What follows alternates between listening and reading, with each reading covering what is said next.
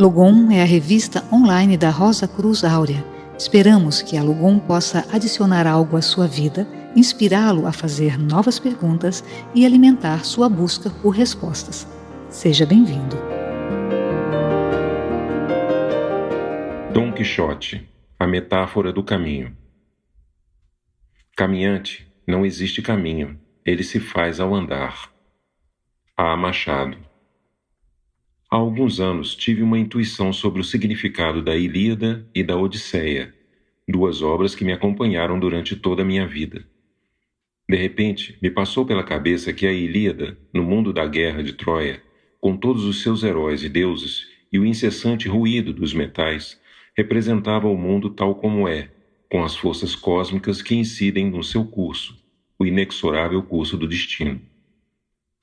A Odisseia, que realmente é um livro moderno, representaria, depois do aterrador conhecimento do mundo no qual, aspas, se vive, o outro caminho de Ulisses, a volta ao si mesmo, imortal, a pátria primogênita, Ítaca, onde Penélope, sua alma, o esperou por muitos anos. É o retorno que todo ser humano, depois de purificar-se através de experiências sem fim, há de realizar para voltar à origem, ao ser divino. Também sempre me questionei sobre o olhar de Cervantes ao escrever Dom Quixote. Nunca tive dúvidas sobre o seu talento, generosidade, idealismo, sabedoria, de sua escrita transparente, irônica, compassiva. Porém, sempre me escapava, mais que a cozinha, o sabor da obra. A parte das fontes e interpretações literárias cuja investigação não termina, eu buscava outro significado.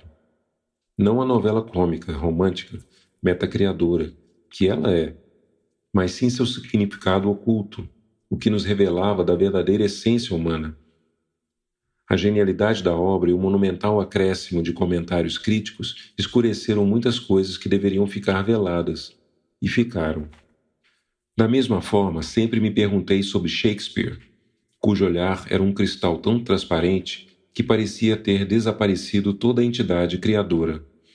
Atrás das obras de Shakespeare não existe ninguém, não existe um ego que se mostre, somente um espelho que mostra características e situações. E uma imensa criação linguística que reconstruiu o idioma inglês no período isabelino. Porém, voltemos a Cervantes. Um belo dia, como me aconteceu com as obras de Homero, fez-se um pouco de luz e intuí um sentido global das idas e vindas do cavaleiro e da sua triste figura e de seu escudeiro Sancho. Em linhas gerais, é-me revelado que o Quixote é uma obra sobre o caminho. Refiro-me ao caminho interior, ao caminho da consciência que avança, se expande e se recompõe, sempre mutante, porém sem perder de vista o seu destino, a compreensão da unidade e da harmonia da criação.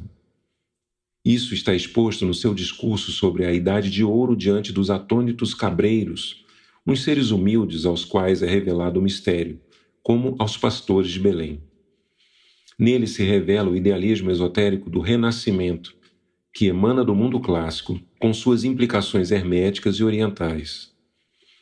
Não esqueçamos que é atribuído a Cervantes somente a tradução da obra de um tal Cid Bebenguele, autor arábico.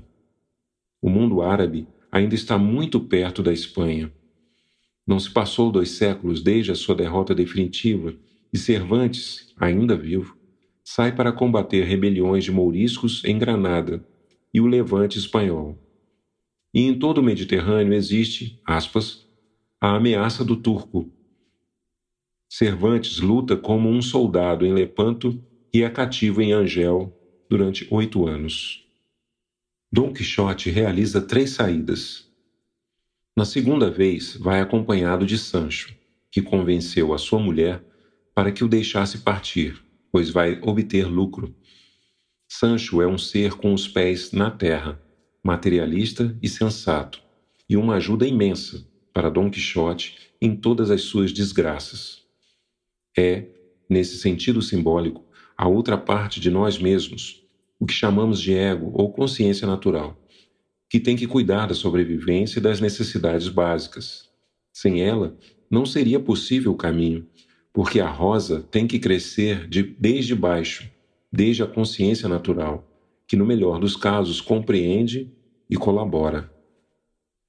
Através de Dom Quixote e Sancho, Cervantes coloca o mito cavalheiresco, provençal, na superfície da terra, porque na terra se compreende os segredos do de cima e do de baixo.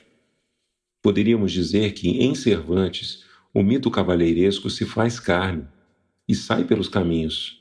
Continuamente nos mostra não como devemos ser, mas como somos. Percival representa o final do seu trajeto, um ideal sem máculas nem fissuras. Dom Quixote cai uma e outra vez. Atrás ficaram os cânones cavalheirescos e somente fica o caminho. Assim, Cervantes funda a modernidade depois da mentalidade medieval. Mas voltemos à nossa tese. Se tomarmos em conta o de cima, a vertical que baixa das estrelas, e o de baixo, a horizontal que caminha, Dom Quixote acomete o terceiro caminho, fazer o seu próprio caminho. Por isso sai 3 vezes para experimentar o que leu e quer viver em sua carne. Aquele que prega com efusiva eloquência é algo fora do comum para a mentalidade humana. Por isso Cervantes tem que criar um personagem, aspas, louco.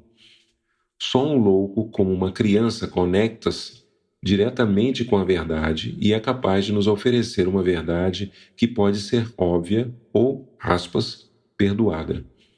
Porque provém de um personagem que perdeu a razão, que abandonou as convenções do espaço e do tempo e adentrou nos infinitos horizontes da eternidade. Dom Quixote, depois de cada aventura, fica destruído, dolorido, confuso. E não podia ser de outro modo, porque em cada façanha em que ele enfrentou um fantasma interior, fechava a passagem para a evolução da consciência. Cada obstáculo mostra um erro de percepção, o que todos nós sofremos, e ao experimentar, saímos confusos, e talvez justamente por isso, mais esclarecidos. Digamos que os moinhos de vento podem representar o éon do destino, ou do eterno retorno, a roda de Samsara, que dá voltas sobre si mesma e volteia tudo o que aparece ao seu redor, mas também moe o trigo, o alimento essencial. Toda a lição da alquimia da consciência que se alimenta e cresce confrontada com o ato. Os rebanhos são a consciência tribal das convenções, é a consciência animal. Assim, Cervantes nos propõe em seu Quixote uma série de enigmas sobre a evolução da consciência. À medida que avança a narração, o caminho adquire sentido e o personagem se transforma. Como seus grandes ideais, Amadis, Tirant Leblanc, Percival, o Cavaleiro da Carroça, os Cavaleiros do Ciclo Artúrico, Dom Quixote faz seu caminho. Senão, de nada serviria tanta fanfarra idealista. A ideia tem que ser colocada em prática para que frutifique e aclare o entendimento e eleve a alma. Na verdade, só um louco, existem os loucos de amor do sufismo, poderia aceitar o esforço titânico pela libertação da alma. A vontade idealista dá força ao mito e faz pensar em outras forças que não sejam as puramente humanas para enfrentar gigantes e exércitos. Porque o mito da liberdade leva aderidas às forças da liberdade. O caminho evoca as forças do caminho. Curiosamente, ao voltar e também recuperar-se da segunda saída, estando ainda recluso, diante do medo geral, responde a seus amigos, o padre e o barbeiro, que a ameaça do turco se resolveria com a presença de mais cavaleiros andantes no mundo. Quer dizer, com mais gente com consciência, que é a única coisa que pode resolver realmente os problemas. E não tanto pela sua força destruidora dos exércitos, mas sim pela presença de sua luz no mundo, que anula e dissolve os conflitos. Não vamos falar nem de judeus convertidos, nem de soldados, do cativeiro em Angel, do coletor de impostos nas terras de Córdoba e de Sevilha, da prisão, dos amores, ainda que as experiências tenham preenchido uma vida que desembocou na obra mestra que sempre nos parece muito mais do que parecia. Dom Quixote morre quando se acaba a sua loucura. Diríamos que purificou o coração através da ação. E morre em paz, não por haver recobrado a sensatez, mas sim por haver feito o seu caminho iniciático, o caminho dos Cavaleiros do Graal.